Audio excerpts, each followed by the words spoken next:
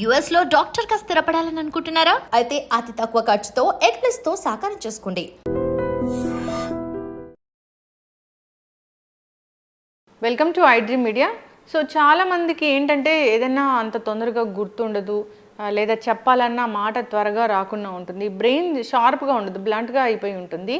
So brain షార్ప్గా అవ్వాలంటే ఎటువంటి జాగ్రత్తలు తీసుకోవాలి అంటే వెజిటబుల్ థెరపీలో దీనికి పరిష్కారం అంటే ఏముంది, అసలు ఈ సమస్య అనేది ఎందుకు వస్తుంటుంది, వివరాలు తెలుసుకుందాం. మనతో పాటు ఉన్నారు ప్రముఖ vegetable therapist and sun spiritual society founder Vikramaditya Guruji గారు. గురూజీ నమస్తే అండి. సూర్యోస్మితల్లి. అంటే బ్రెయిన్కి సంబంధించి ఎలాంటి ఇష్యూస్ ఉండవు, టెస్టులన్నీ కూడా నార్మల్గా ఉంటాయి. కానీ కొందరిలో అంటే ఏదైనా చెప్పింది రిజిస్టర్ చేసుకోకపోవడము, అడగగానే చెప్పలేకపోవడము, ఇట్లాంటి ప్రాబ్లం అనేది ఉంటుంది. అంటే ఇలాంటిది ఎందుకు చూస్తాం గురూజీ? అంటే బ్రెయిన్ అంతా బాగానే ఉన్నా ఎందుకు ఇలాంటి ప్రాబ్లం అనేది వస్తుంటుంది? అంటే బ్రెయిన్ బాగుందని ఎలా చెప్తారు మీరు? అంటే మెజర్మెంట్ ఏంటి బ్రెయిన్ బాగుందని చెప్పడానికి? ఎంఆర్ఐ స్కానా, సిటీ స్కానా, లేకపోతే ఇంకేమున్నాయి స్కానింగ్స్లో? అవును, అంటే ఎంఆర్ఐ స్కాన్ తీస్తే బ్రెయిన్ మంచిగా ఉందా లేదా బ్రెయిన్ ఫంక్షన్ తెలుస్తుంది. అంటే ఇప్పుడు మీరు అడిగారు, లేకపోతే నేను చేస్తున్నాను కాబట్టి మీరు అడిగారు, తెలియదు నాకు. నేను మా ఇంట్లో ఒక కేసు ఇప్పుడు స్టడీ చేస్తున్నాను, సెరిబ్రల్ ఆర్టోపీ. మెడికల్ టర్మినాలజీ అదే చెప్పారు. నా దృష్టిలో ఆవిడ మా అత్తయ్య గారు, ఆవిడ ఒక 2-3 ఇయర్స్ బ్యాక్ కొంచెం యాక్సిడెంట్లో బండి మంచి పడిపోవడంతో తలకు దెబ్బ తగిలింది. ప్రాపర్ ట్రీట్మెంట్ అవి జరగక ఒక 5-6 ఇయర్స్ అవుతుంది. ఇక తర్వాత మామయ్య గారు చనిపోవటం, వీటిలో ఆవిడ తక్కువ మాట్లాడడం తగ్గించేసింది. ఆవిడ మాట్లాడటం అనేసి తన పని తాను చేసుకుంటూ వెళ్ళిపోతారు. పొద్దుటే 4:30 లేచిపోతారు. పనులన్నీ దేవుడి దగ్గర, పూజల దగ్గర నుంచి అన్ని పనులు ఒక యాంత్రికంగా యంత్రంలా చేసుకుంటూ వెళ్ళిపోవడం తప్ప భావ వ్యక్తీకరణ అనేది పూర్తిగా పోయింది. రీసెంట్గా మళ్ళీ ఒకసారి ఒక 20 డేస్ బ్యాక్ మళ్ళీ పడడం జరిగింది. కొంచెం క్రిటికల్ అయితే మన వెజిటేబుల్ దగ్గర కొంచెం చేసిన తర్వాత అసలు ఏంటి ఆవిడ అసలు ఇంక మాట్లాడటం పూర్తిగా, అడిగిన దానికి సమాధానం చెప్పడం కూడా, అప్పుడు ఆవిడ వాటర్ పడడం అదేంటి అంటే అలా చూడటం. ఆవిడని తీసుకురావడం జరిగింది. తీసుకొచ్చిన తర్వాత అసలు ఫస్ట్ నేను వోకల్ కార్డ్స్ అవి చెక్ చేయించాను. హీరింగ్ డెఫెక్ట్ వల్ల, వినపడకపోవడం వల్ల వ్యక్తం చేయబోతున్నారేమో నాకు తెలిసి శ్రీనివాస్ అయ్యేంటి అని మా కజిన్ ఉంటే ఆయన దగ్గర తీసుకెళ్ళి ఆయన మొత్తం చెక్ చేసి ఆర్గన్స్ అన్నీ బాగానే ఉన్నాయి, థ్రోట్ కూడా చెక్ చేశారు. అలాంటి ఇబ్బంది. ఇక ఉన్నదల్లా ఏంటంటే న్యూరోలాజికల్ డిజార్డర్. నర్వస్ నుంచి కరెంట్, బ్రెయిన్ నుంచి బాడీకి సిగ్నల్స్ రాకపోవడం దీనికి ప్రధానమైనటువంటి కారణం.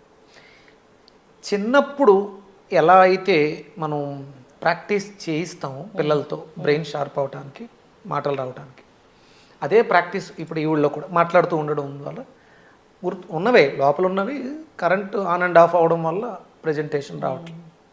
ఇక్కడ ఈవిడ ఎలా అంటే పడటం, యాక్సిడెంట్లు అవ్వటం, సర్జరీస్ అవ్వటం ఇవన్నీ కామన్గా రెగ్యులర్గా జరుగుతూ ఉంటాయి. సరైన సమయంలో సరైన ఆహారం దానికి ఇవ్వకపోవడం వల్ల ఈ ప్రమాదాలు ఎక్కువ జరుగుతుంటాయి. అలాగే చాలామంది చిన్నపిల్లలు కూడా అలాగే ఉన్నారు. ఇప్పుడు నేను ఆర్టిజం పేషెంట్లు తీసుకుందాం, వాళ్ళు కూడా అలాగే ఉంటారు. వాళ్ళు చెప్పాలన్నది చెప్పలేకుండా బాడీలో మూమెంట్స్, ఇదంతా కూడా బ్రెయిన్ మీద ఆధారపడి ఉన్నటువంటి ఇదే. దీనికి ప్రధానమైనటువంటి కారణం చిన్నపిల్లలలో పుట్టుకతో రావడానికి కారణం తల్లి తీసుకున్నటువంటి ఆహారం. అలాగే ఇక్కడ ఇప్పుడు మనం పెద్దోళ్ళు ఏజ్ పెరిగే కొద్దీ ఆల్జీమర్స్ వస్తాయి.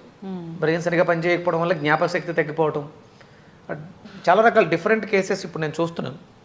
ఇది మన లియో డైట్లో, లివింగ్ ఎనర్జెటిక్ ఆర్గాన్ డైట్. ఇక్కడ మనకు కావాల్సింది ఎనర్జీ. బ్రెయిన్ చాలా షార్ప్గా పనిచేయాలి. వెజిటేరియన్ తినేటువంటి బ్రెయిన్స్కి, నాన్ వెజిటేరియన్ తినే బ్రెయిన్స్కి, అంటే బ్రెయిన్స్ తింటాయి అంటే మనుషులు తిన్న ఆహారం ఎనర్జీగా కన్వర్ట్ అయ్యి బ్రెయిన్కి ఆక్సిజన్, బ్లడ్, దానికి కావాల్సిన ప్రోటీన్స్, ఎంజైమ్స్ వెళ్తుంటాయి హ్యూమన్ బాడీలోంచే. అంటే బ్రెయిన్ ప్రతి మూమెంట్ ఉన్న ప్రతిదానికి బ్రెయిన్, యానిమల్స్లో కూడా ప్రతి దాంట్లో కూడా ఉంటాయి. ఇప్పుడు మేక బ్రెయిన్స్ అమ్ముతూ ఉంటారు, అది ఫ్యాట్స్తో సంబంధించింది అంటారు, ఫ్యాట్ ఎక్కువ ఉంటుంది బ్రెయిన్లో అని. ఫ్యాట్ ఉన్న దాంట్లో కావాల్సిన ఎంజైమ్స్, కరెంట్ బాగుండాలి, దానికి సెన్సారీ ఆర్గాన్స్ ఎక్కువ ఉంటాయి. సెరిబ్రమ్, సెరిబెల్లం, అంటే నేను ఎప్పుడో స్కాల్ప్ ఆక్యుపంక్చర్ అని నేర్చుకున్నాను. దాంట్లో బ్రెయిన్ గురించి చాలా బాగా చెప్పారు. Scalp acupuncture. ఆక్యుపంచర్ ఓన్లీ ఇంకెక్కడ బాడీ మీద ఎక్కడ టచ్ చేయక్కర్లా, ఓన్లీ స్కాల్ప్ మీదే. ఈ పార్ట్లో నీడిల్స్ ఇన్సర్ట్ చేయడం నేర్చుకున్నాను నేను. దానికి బ్రెయిన్ ఎనాటమీ కూడా నేర్పిస్తారు. చూసాను, అవన్నీ చూసా. ఇక్కడ ఇప్పుడు కళ్ళకు సంబంధించి ఈ స్ట్రైట్ లైన్స్, ఇయర్కి సంబంధించి ఈ స్ట్రైట్ లైన్స్, మన హ్యాండ్స్కి సంబంధించి ఈ స్ట్రైట్ లైన్స్, DU20 ఇక్కడే మొత్తం. ఇందులోనే ఒక 20 నీడిల్స్ వరకు మనకి 20 పాయింట్స్, ఎనర్జీ పాయింట్స్ ఉంటాయి. చాలా అద్భుతమైనటువంటి శాస్త్రం. దాంట్లో ప్రాక్టీస్ విపరీతంగా చేస్తూ ఉంటే జస్ట్ అలా నీడిల్ వేస్తే సరిపోతుంది స్కాల్ప్కి. మనకి మేజర్ బాడీలో ఎక్కడ ఏ ప్రాబ్లం వచ్చినా మనం దాంతో చేయొచ్చు. అంటే మీరు అడుగుతుంటే అవన్నీ గుర్తొస్తున్నాయి. ఇప్పుడు నేను మా అత్తగారి మీద న్యూరోలాజికల్ దీనికి ట్రీట్ చేస్తున్నాను. ఈ 1 వీక్లో అంటే కేవలం ఒక ఫుడ్డే కాదు, ఆవిడతో మాట్లాడటం. చిన్నపిల్లలు నాకు ఫోన్స్ వస్తుంటాయి, మా పిల్లోడు వయసు 6 ఏళ్ళు 7 ఏళ్ళు ఇంకా మాట్లాడట్లేదు, సరిగ్గా దేన్ని గుర్తించట్లేదు, ఎక్స్ప్రెస్ చేయట్లేదు. అమెరికాలో కేసు చేస్తున్నాను, ఆటో ఇమ్యూన్ డిజార్డర్. కేవలం మన వెజిటేబుల్ థెరపీతో అంటే నేను కొంచెం ప్రాణిక్ హీలింగ్ కూడా యాడ్ చేస్తాను. అంటే మీరు అర్థం చేసుకోవాల్సింది ఏంటంటే భౌతిక దేహానికి కేవలం ఆహారంతోటే కాదు, శక్తితో కూడా హీల్ చేయొచ్చు. మనమంతా ఈ ఫుడ్ తినండి, ఈ ఫుడ్ తినండి, గుడ్లు తినండి, మాంసం తినండి, ఇది తినండి అని చెప్పేస్తున్నాం. ఇది కాకుండా ఎనర్జీ అవసరం. నెంబర్ ఆఫ్ యాక్టివిటీస్ చేస్తూ మార్పు తీసుకురావాలి. అందుకని మనం ఫిజికల్ ఎక్సర్సైజెస్ గురించి ఎక్కువ చెప్తూ ఉంటాం, అలాగే వెజిటేరియన్ ఫుడ్స్ చెప్తుంటాం, ట్యాపింగ్ చెప్తుంటాం. అన్నీ కలగలిస్తే ఒక అద్భుతమైనటువంటి ఆరోగ్యకరమైనటువంటి దేహం ఏర్పడుతుంది. ఇక్కడ బ్రెయిన్కి ప్రధానంగా శక్తి కలిగినటువంటి ఆహారమే తీసుకోవాలి. ఈ డెడ్ సెల్స్, మాంసము, ఎగ్స్, ప్రోటీన్స్ ఇవి తీసుకోకూడదు. దానికి కావాల్సింది quality of vegetarian food, energetic food. అదే మీకు దొరికేది లివింగ్ ఎనర్జెటిక్ ఆర్గాన్ ఫుడ్స్లో. మెయిన్ ప్రధానంగా మనం దృష్టి పెట్టేది ఎనర్జీ. బ్రెయిన్కి కావాల్సిన వచ్చిన ఎనర్జీ, కళ్ళకు కావాల్సి వచ్చిన ఎనర్జీ, చెవులకు కావాల్సి వచ్చిన ఎనర్జీయే. ఎనర్జీయే రూల్ చేస్తుంది. ప్రోటీన్ రూల్ చేయదు, కార్బోహైడ్రేట్స్ రూల్ చేయవు, ఫ్యాట్స్ రూల్ చేయవు. ఎనర్జీ హీలింగ్స్లో అద్భుతమైనట్టు ఉంటుంది. ప్రాణిక్ హీలింగ్ ఉంది కదా, ప్రాణశక్తితో హీల్ చేయడం. కేవలం ఎనర్జీని పాస్ చేయడం ద్వారా డిసీజెస్ని తగ్గించవచ్చు. ఎనర్జీ ఎక్కడుంది, ఎనర్జీని ఎలా తెచ్చుకోవాలి, ఎనర్జీని ఎలా యూస్ చేసుకోవాలి అనేది మనకి మీకు లియో డైట్లో మాత్రమే తెలుస్తుంటుంది. ఇప్పుడు మీరు మనం స్టార్ట్ చేసిన తర్వాత నాకు ఈ లియో డైట్ కాల్స్ ఎక్కువ వస్తున్నాయి. ఆ డైట్ ఎలాగా, డైట్లో ఏముంటాయి, అసలు ఈ డైట్లో ఏముంటాయని నాకు కూడా తెలుసుకోవాలని ఉంది. అంటే డిఫరెంట్ మనిషికి డిఫరెంట్ డైట్ ఉంటుందా, డిఫరెంట్ జబ్బుకి డిఫరెంట్ డైట్ ఉంటుందా? లియో డైట్ అనేది energy diet, living energetic organ diet. అంతే, ఎనర్జీ తోటే మనం హీల్ చేస్తాం. ఏ రోగానికైనా కావాల్సింది ఎనర్జీ. అది మనం ప్రోటీన్ ఫామ్లో ఇచ్చి ఎనర్జీగా కన్వర్ట్ చేయడం కాదు, డైరెక్ట్ ఎనర్జీగానే ఇస్తాం. దానికోసం డిజైన్ చేసిందే లియో డైట్ అనేది.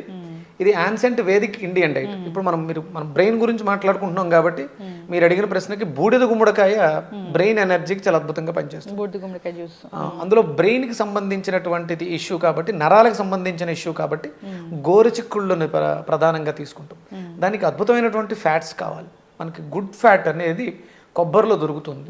కోకోనట్ మిల్క్తో గోరుచిక్కుళ్ళు కలిపి జ్యూస్ చేసి, ఇది ఎక్సెస్ ప్రోటీన్ వల్ల కూడా మనిషి ఇబ్బంది పడే అవకాశం ఉంది. అందుకని వాటిని మనం బ్యాలెన్స్ చేయాలి.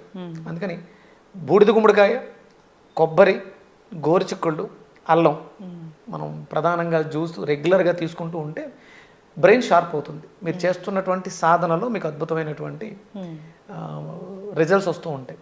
అలాగే ప్రాణాయామం చాలా అవసరం. ప్రాణాయామం చేస్తే మీ బ్రెయిన్ చాలా షార్ప్ అవుతుంది. ఆక్సిజన్ ఫ్లో తక్కువైనప్పుడు మనిషి డ్రౌజీగా ఉంటారు. కార్బన్ డైఆక్సైడ్ బ్రెయిన్లో ఎక్కువ ఉంటే కోమలో ఉన్నారు అంటారు కదా బాడీలో.